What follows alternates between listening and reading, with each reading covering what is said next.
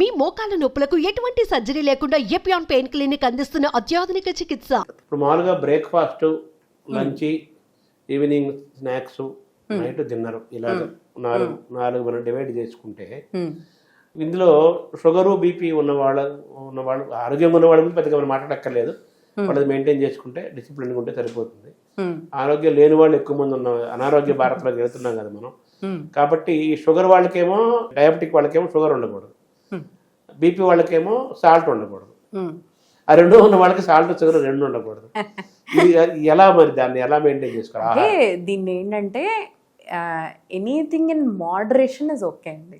ఇప్పుడు మనం వద్దు అంటే మొత్తంగా మానేసి ఒక మనిషిని జీవితాంతం ఉండమనటం అది అంటే మనుషులు నిజంగా చేయగలిగేది కాదు. ఇప్పుడు మనం చెప్తే భయం కొద్దీ ఒక 3 నెలలు 6 నెలలు చేస్తారు, ఆ తర్వాత మళ్ళీ మామూలు.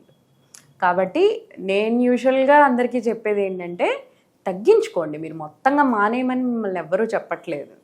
మొత్తంగా మానేసి అంటే చాలామంది అది కూడా అంటారు, నేను కొన్నాళ్లే బతుకుతాను, అన్నీ తింటూ బతుకుతాను, తర్వాత ఏదైనా పర్వాలేదు, కానీ ఇలా తినలేకుండా ఈ ఉప్పు లేని అన్నాలు పంచదార లేకుండా ఇలా ఉండలేకపోతున్నాను, నాలుక మరి అలవాటు పడుతుంది.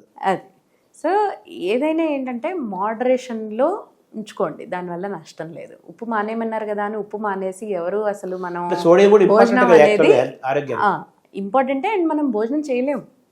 సోడియం లెవెల్స్ పడిపోయి అంటుంటారు, షుగర్ లెవెల్స్ పడిపోయినట్టుగా. అవును అవును. సో వాటిని కూడా సోడియం లెవెల్ని షుగర్ లెవెల్స్ని కూడా మెయింటైన్ చేసుకోవాలి కదా మనం.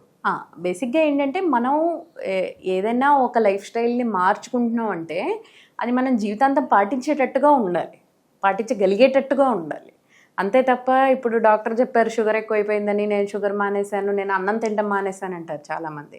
మీరు అన్నం తినడం మానేసి ఎన్ని రోజులు ఉండగలుగుతారు? 1 నెల ఉంటారు, ఒక 2 నెలలు ఉంటారు, బాగా ఎక్కువ ఇది ఉన్న వాళ్ళైతే ఓ ఏడాది ఉంటారు. అంతకు మించి మీరు ఉండలేరు, మళ్ళీ మొదటికి వస్తారు. అందుకని చెప్పేది ఏంటంటే ఇంతకు ముందర బాగా ఇంత తినగలిగే వాళ్ళైతే కొంచెం పోర్షన్ సైజ్ తగ్గించుకోండి, కొంచెం తినండి. అంతే తప్ప మొత్తం మానేయటం అనేది అది మీరు అంటే మీరనే కాదు, నేనైనా చేయలేను, ఎవరైనా జీవితాంతం దాన్ని ఫాలో చేయలేరు. చాలా మంది బ్రేక్ఫాస్ట్ అవాయిడ్ చేస్తున్నారు, కొంతమంది బ్రేక్ఫాస్ట్ బాగా తినమంటున్నారు, కొంతమంది ఏమో లైట్గా తినమంటున్నారు, కొంతమంది ఏమో అసలు భోజనం మానేస్తున్నారు నైట్ టైం డిన్నర్, కొంతమంది అయితే టిఫిన్ తీసుకుంటున్నారు, కొంతమంది మామూలుగా వెళ్ళిపోతున్నారు.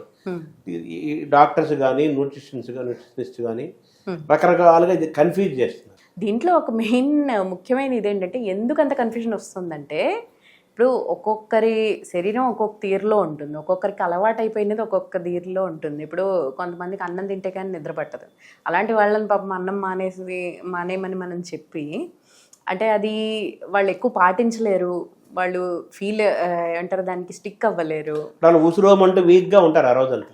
అది కాబట్టి ఈ ఫుడ్ విషయంలో ఏంటంటే ఎనీథింగ్ ఇన్ మోడరేషన్ ఒకటైతే ఎవరికి పర్సనలైజ్డ్ సిద్ధాంతం వేరేగా ఉంటుంది. ఇప్పుడు నాకు ఒకటి పనిచేసిందంటే మీకు అది పని చేయకపోవచ్చు.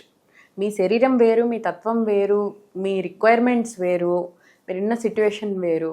సో దాన్ని బట్టి అవన్నీ పరిగణలోకి తీసుకుని మనం ఏదన్నా ఫాలో చేస్తున్నామంటే అది ఉండాలి. కాబట్టి ఇప్పుడు నేను అందరికీ 2 ఇడ్లీలు తినమన్నానంటే ఆ 2 ఇడ్లీలు అందరికీ సరిపో. కాబట్టి అలా మనం చెప్పలేము నువ్వు ఇంత క్వాంటిటీయే తినాలని కానీ నువ్వు ఇదే పదార్థం తినాలని కానీ, అది మనం జనరలైజ్డ్గా ఇలా ఒక ఇంటర్వ్యూలో చెప్పలేం.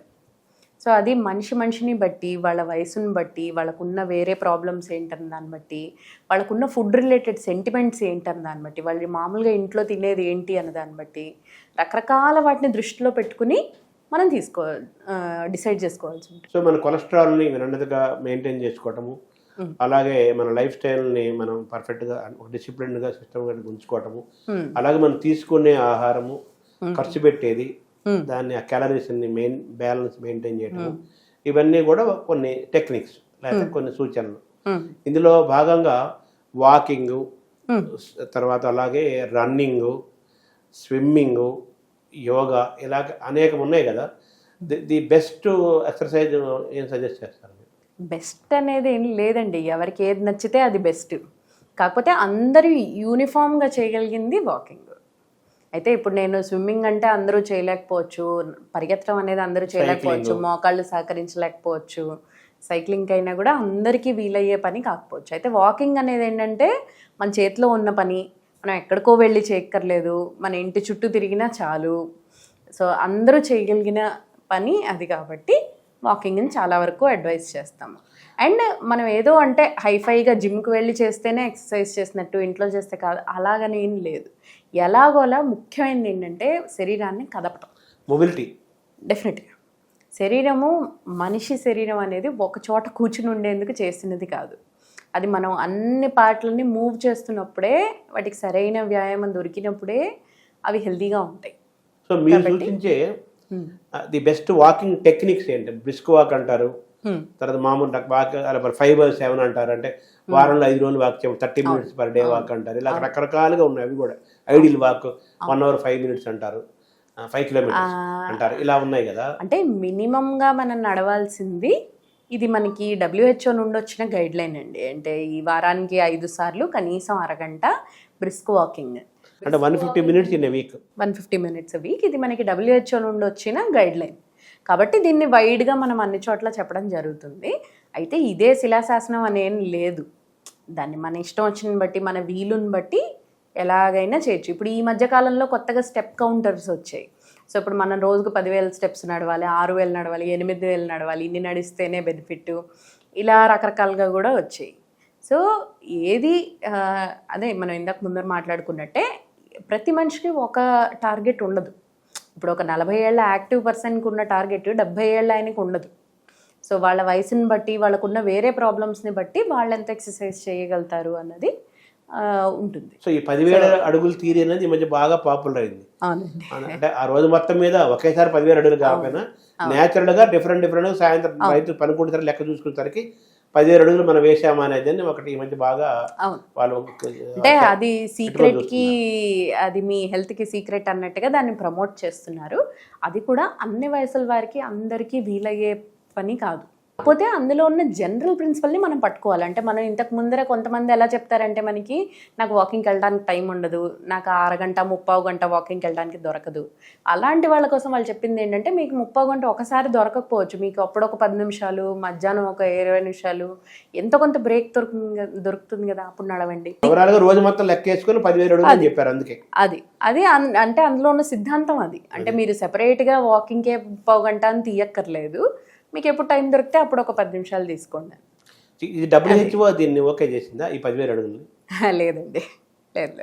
ఇది ఎవరు కనిపెట్టారు? అది అది అలా వాడుకలోకి వచ్చింది. ఇప్పుడు మన వాళ్ళందరూ బాగా ట్రెండ్ని పట్టుకుని బాగా కౌంట్ చేసేసుకోవడం అది చేస్తున్నారు.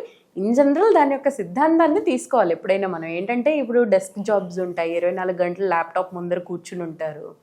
మనం చెప్పదలుచుకున్నది ఏంటంటే, అలా కూర్చోకండి, మీకు ఉన్నప్పుడు, మీకు ఎప్పుడు వీలు దొరికితే అప్పుడు కదలండి అని. ఒక్కొక్క ప్రాంతానికి ఆయా యొక్క ప్రాంతం యొక్క శీతోష్ణ స్థితి పరిస్థితులు, జెనెటిక్స్, దాన్ని బట్టి మన ఆహారాన్ని కొన్ని వందల సంవత్సరాల నుంచి ఒక నిర్మాణం ఏర్పరిచారు.